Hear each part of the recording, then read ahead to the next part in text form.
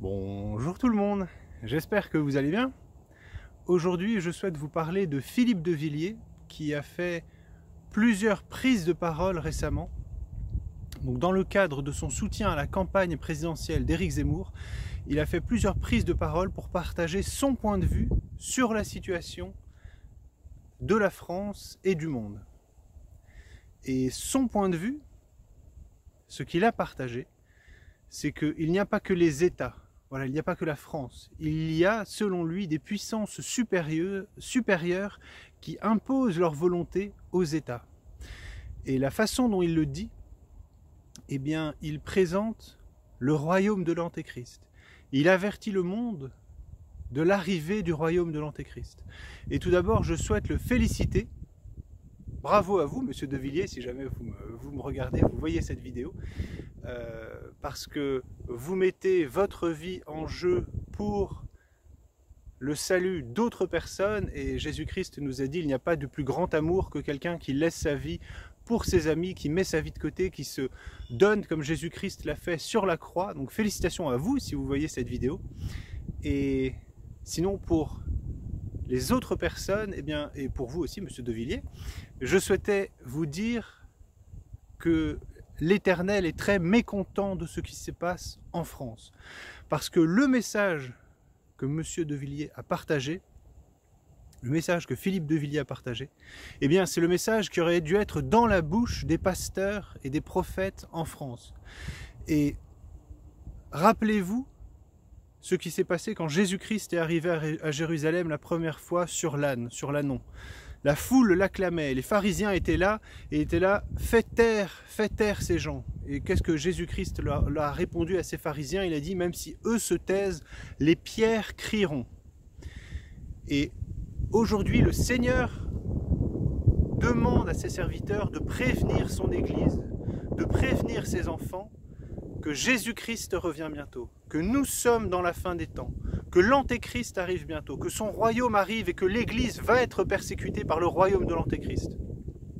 Et les pasteurs et les prophètes, au lieu de partager ce message, eh bien ils ont détourné les yeux. Ils étaient tournés vers autre chose. Ils n'ont pas écouté la voix de l'Éternel. Et même si voilà, certains d'entre eux l'ont entendu, eh bien ils n'ont pas partagé à leur congrégation, à leurs assemblées, ils n'ont pas partagé ce que le Seigneur leur avait demandé de partager. Et vous savez, ça peut arriver à n'importe qui, si Dieu vous demande de faire quelque chose et que vous ne le faites pas, c'est votre choix, mais lui, son message va passer. Là, il prenait l'exemple, ces pierres crieront. Il a envie que son fils soit acclamé quand il arrive à Jérusalem, eh bien, cela sera fait. La volonté de l'Éternel sera toujours faite. Et si les pasteurs et les prophètes se sont détournés et ont décidé de ne pas écouter la volonté de l'Éternel, de ne pas partager le message que l'Éternel leur avait donné, eh bien, Dieu va toujours trouver un moyen et il partagera son message par d'autres personnes. Et là, dans le cas présent, il utilise Philippe de Villiers et la parole qui était dans sa bouche aurait dû être dans les paroles de tous les pasteurs. Et non seulement ça, mais notre Dieu nous dit aussi que son peuple est détruit par un manque de connaissance. Il nous dit « Mon peuple est détruit par un manque de connaissance ». Qui doit partager la connaissance? Ce doit ceux qui doivent prendre soin du troupeau, qui doivent prendre soin de l'assemblée. Eux doivent paître ces brebis, eux doivent leur donner de la nourriture, les raffermir, les renforcer, les guérir. Et si ces serviteurs ne le font pas, eh bien les brebis sont égarées, sont éparpillées, dévorées par les loups et malheureusement, dans le cas présent, par ces injections. Et là, des millions de gens, de Français, vont avoir des soucis de santé, ont perdu leur vie, ont perdu leur santé, vont perdre leur liberté, leur travail, parce que les serviteurs de l'Éternel n'ont pas averti son Église. Et je souhaitais terminer cette vidéo par une parole qui se trouve dans Ézéchiel de 1 à 10. Et la parole de l'Éternel vint à moi, disant, « Fils d'homme, prophétise contre les pasteurs d'Israël, prophétise et dis-leur à ces pasteurs. Ainsi dit le Seigneur l'Éternel, malheur aux pasteurs d'Israël, qui se paissent eux-mêmes. Les pasteurs ne doivent-ils pas paître le troupeau? Vous mangez de la graisse et vous vous habillez de la laine. Vous égorgez ce qui est engraissé. vous ne paissez pas le troupeau.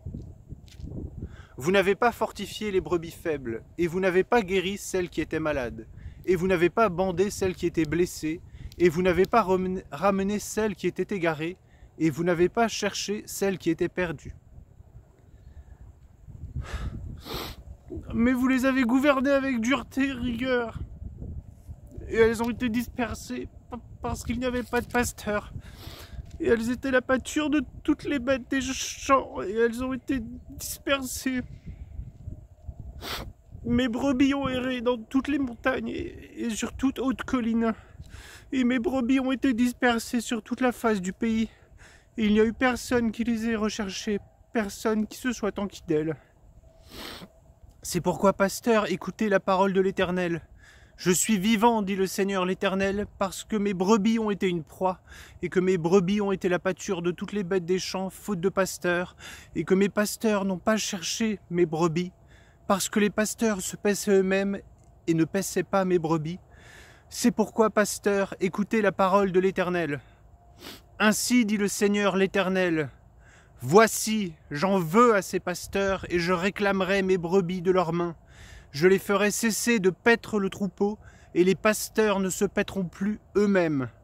Et je délivrerai mes brebis de leur bouche, et ils ne les mangeront plus. Amen. Gloire au Seigneur.